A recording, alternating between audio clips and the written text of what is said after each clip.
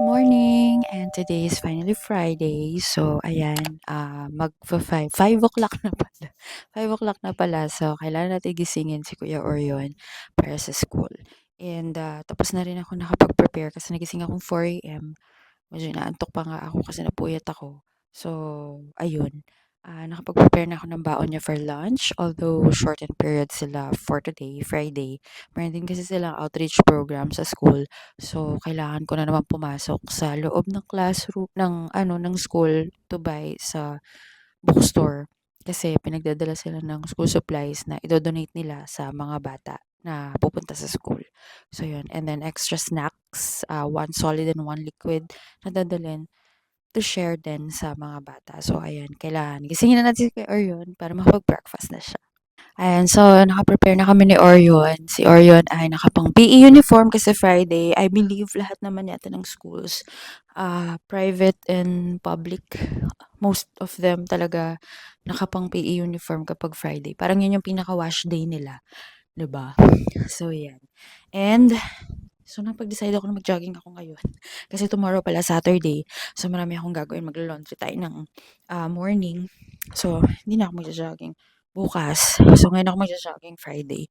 So, ayun. Anyway, share ko lang ulit sa inyo yung shoes ko.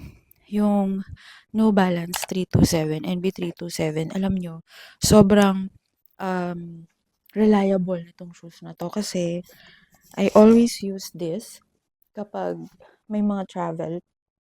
Nakita nyo naman siguro doon sa mga previews na posts namin.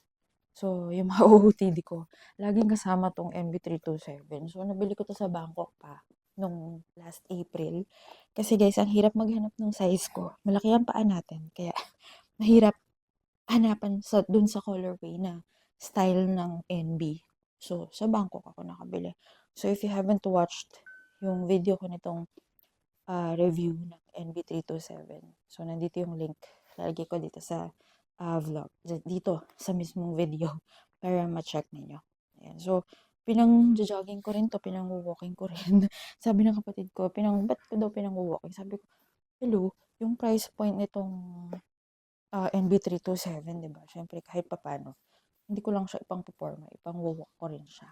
Although, mas mabigat lang siya ng konti compared sa mga running shoes talaga. Pero, for me, okay naman siya. Kaya ko naman.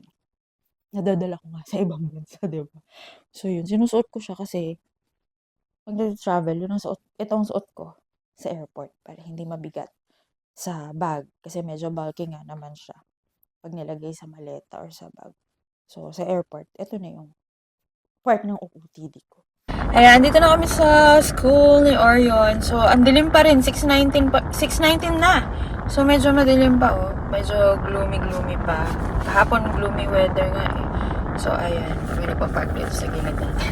So, ayan. Ayusin ko lang si Orion, tapos papasok tayo sa school again. Para makabili tayo sa bookstore, sa canteen, nung idodonate niya for the kids. Ayan. So, ayan. Prepare lang tayo. Lagyan ko muna siya ng skin vapor.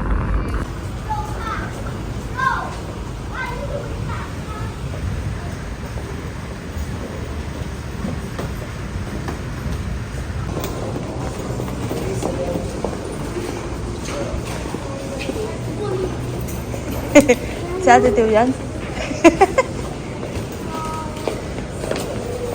Bibili tayo ng school supplies. Si Bam. Ay, pumasok na. Ay, hindi ko siya nabigyan ng pera. Dali. Bibigyan ko ng pera. Hindi natin nakita si Kuya Bam. Hindi natin siya nabigyan ng pera. Ayan. Nakabili na tayo. Ito lang nabili ko kasi wala akong nabili sa labas eh. Hindi ko alam. Hindi ko napansin yung circular letter. Meron pala silang ayun. Na-remember mo yan, ako, tapos si Austin. Si oo, nung intrams. Na. Kayo ni Austin. Yung ice cream. Oo, friend mo siya? Friend ko yung mami niya eh. Dalhin mo na to, hindi na ako pupunta dun. Bigay mo agad kay Teacher Arvin, no? Kasi para yung sa donation nyo yan ngayon, na? Huwag ka tatakbo, ha? Bigay mo agad kay Teacher Arvin, ha? Baka baka mawala.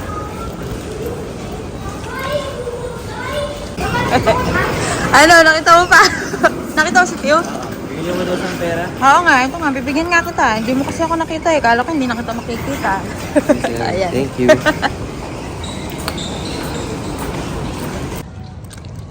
So, we're here na sa sanctuaryo para mag-jogging. Pero syempre, ano, ang dami. Kanina nakasalubong ko nung papasok ako dito, ang daming nag-jogging. So, Friday na kasi. Siguro yung iba wala nang pasok or what. Judger, wala nang pasok. Hindi. Kasi normally naman, di ba, pag Friday, lalo yung mga naka-work from home, ayan, nag-jogging na rin. Kasi pa-weekend naman na. So, ayan. Punta muna tayo kay Papa. Kailangan maano muna natin. Kailangan pagdating dito, palagi puntahan ko muna si Papa. Yun. Visit muna kay Papa. Bago mag-jogging, syempre. Ayan. Bukas pa rin siya. Minsan kasi alam nyo, sinasara to. Ay, sarado pa siya. Ganon. Kaya, buti na lang at nakabukas siya.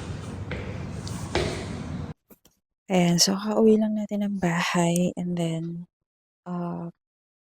gawa tayo ng breakfast. So, bumala ako ng, wala lang, sunny side up lang na egg. At saka, tinapay, syempre, because nabutan na tayo. Tapos yung drink natin, ito, yung ating avocado smoothie. Ayan, yung shinare ko nung nakaraan. If you haven't checked that, ilalagay ko ulit yung link nitong avocado smoothie kasi may collagen siya. So, you can drink it once a day. Ayun. So, share ko ulit yung link. Tapos ito, ayan, nagluto lang ako ng sunny side up na egg.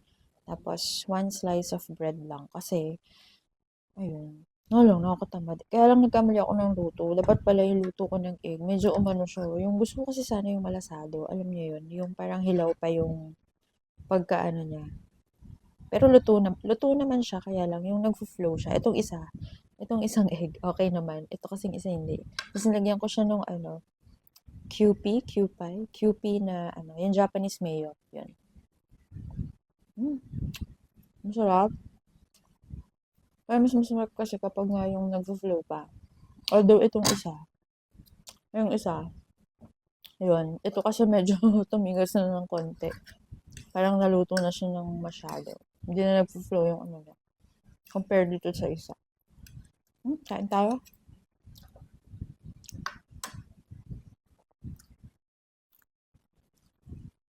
Ayun o. Diba? Meron pa pala. Kahit pa paano nag-flow pa siya. Ayun, masarap.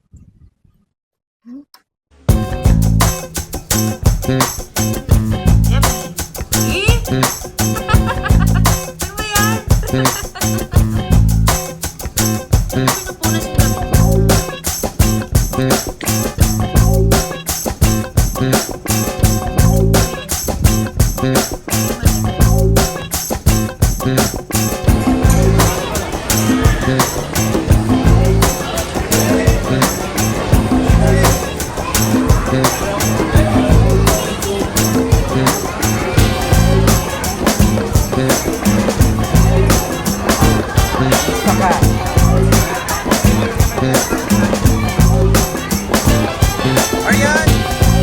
Aryan!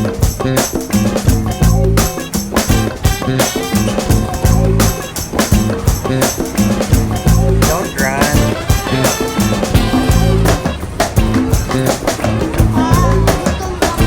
Anong gusto mo? Sige.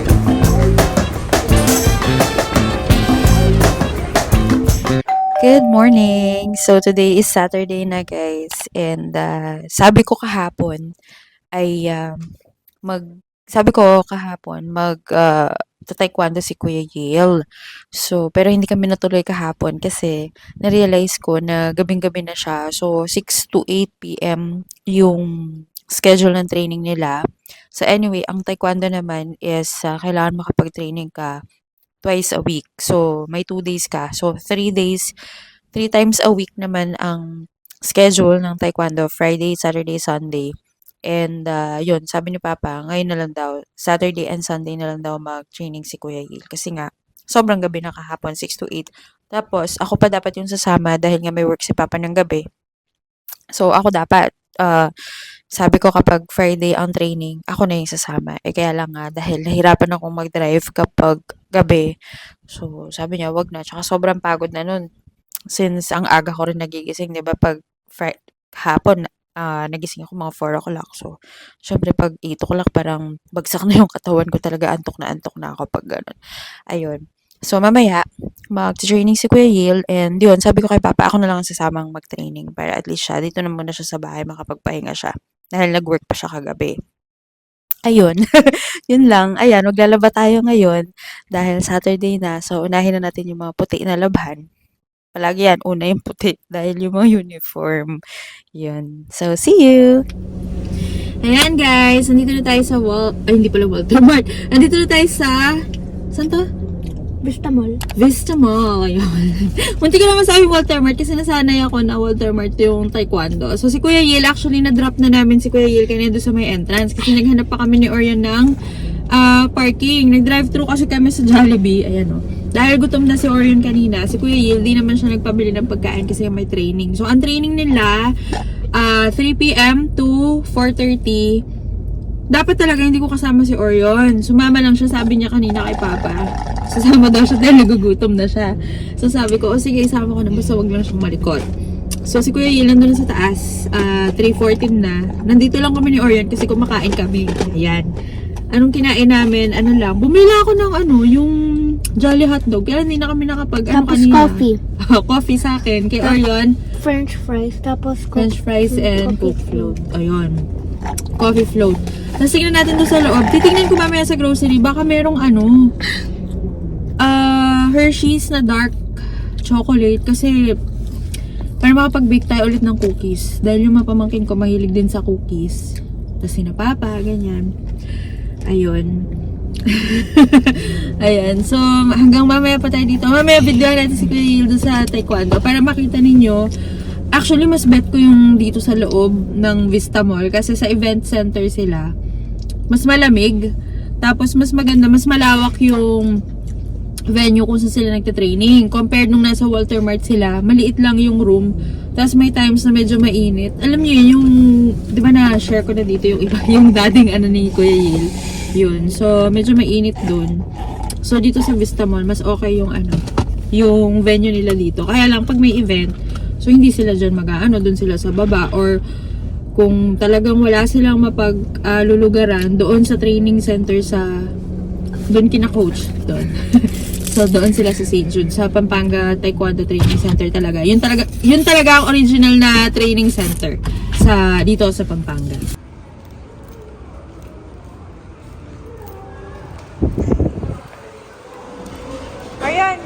Ayan. CR muna tayo. Come on.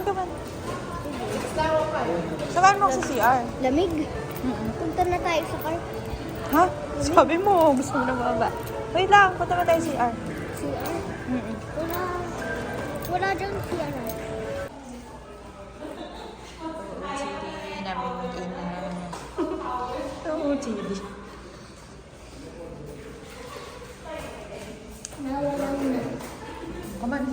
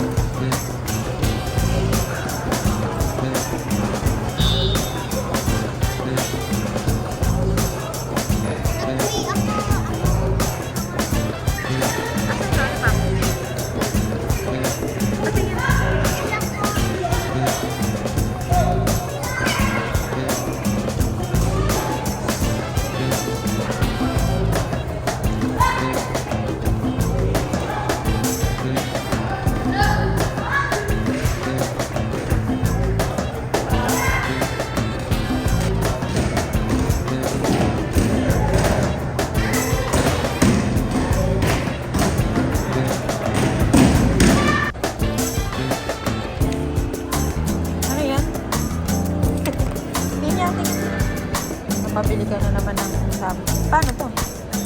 Ganun lang? Meron ka naman ata sa bahay, no? Meron ka pang ano, diba? Meron ka pang lollipop. Meron, nakita ko kanina. Saan? Sa ref. Saan? Ayaw ko na.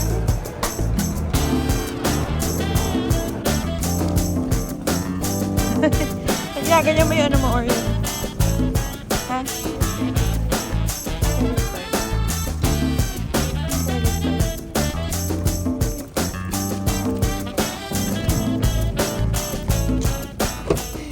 Ayan, nakauwi na pala kami ni na Kuya Yil at saka ni Orion, guys. So, ayun, sabi ko nga kanina, so yung Taekwondo Training Center, Pampanga Taekwondo Training Center ay lumipat na sa Vista Mall. So, previously, I believe nag-share ako ng vlog before about Taekwondo. Siguro nung mga early weeks pa lang ni Kuya Yale sa Taekwondo. So, yung na-share namin na vlog about that ay sa Walter Mart pa sila nagta-training.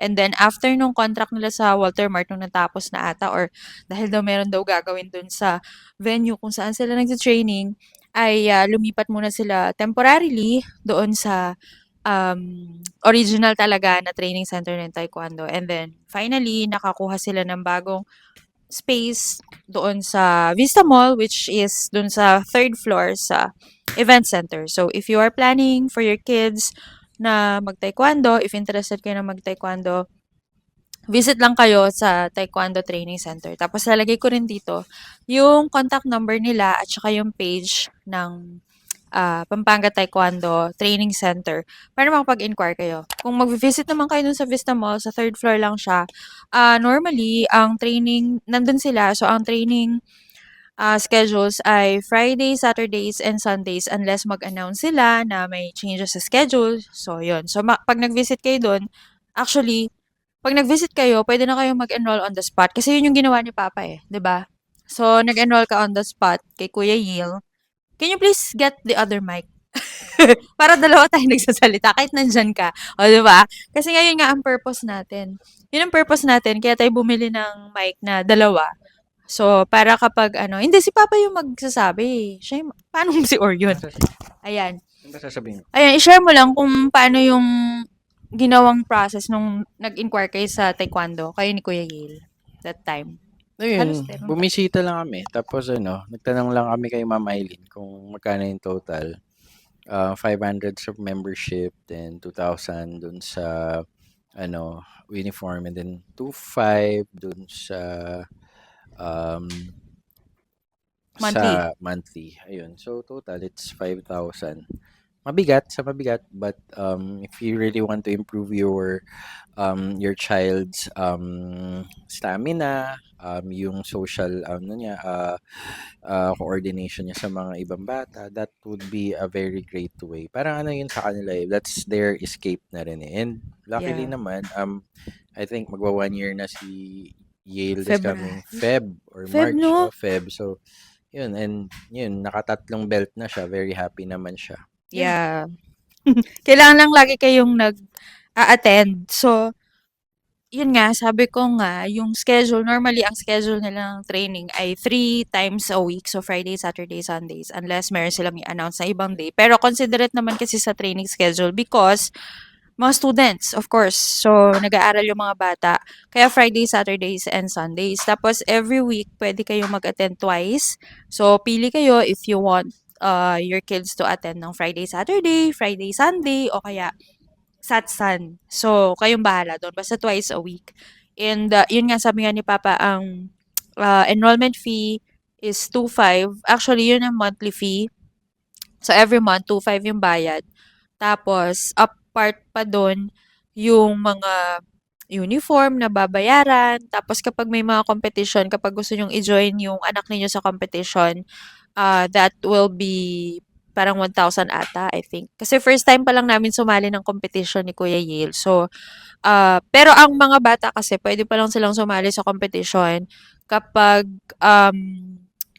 yellow belter na sila. So, hindi pa pwedeng isali or isabak sa competition yung mga white belter. So, anyway, mabilis lang naman yan mag-progress. And then, ayun, so, support lang. Tapos, kapag yellow belt na, kailangan na nila ng mga sparring gear. So, yun. kailangan bibili ninyo yun, isang buong set ng gears. Kasi if wala silang gears, hindi sila makakapag-sparring. And sparring is another skill in Taekwondo. Yung tawag nila na kyorugi in Korean language. Ayun, yung kyorugi or yung sparring is another skill for Taekwondo. Aside doon sa mga basics nila like pumse. So, if walang gear, safety gears, hindi sila pwedeng makipag-sparring. So, yun.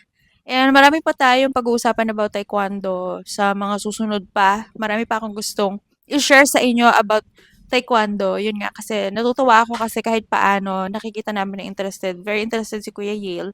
Especially kapag promotional test na. Ayan. So, yun lang muna ang share ko sa inyo ngayon. So, sa susunod, mag-share ulit ako ng mga iba pa. So, yeah. Thank you so much for watching.